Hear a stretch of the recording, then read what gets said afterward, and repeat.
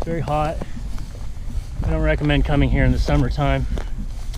I suggest coming in the fall or winter. I had to go off trail a little in order to get a closer look at these bison. And yeah, it's hot. I asked the park ranger if this thing's attacked, and they said no, just don't bother them, and I don't plan on bothering them. It may look nice on camera, but this is thorns, all sorts of nasty stuff. I'm probably covered in ticks, but I'm on a mission to see these bison. And there they are. Now, these bison should be used to humans by now. They're in a state park, and people come up here to photograph and video them all the time. So I'm pretty sure they know what I am, but I'm not going to take any chances. I'm not going to try to jump up and ride one of them.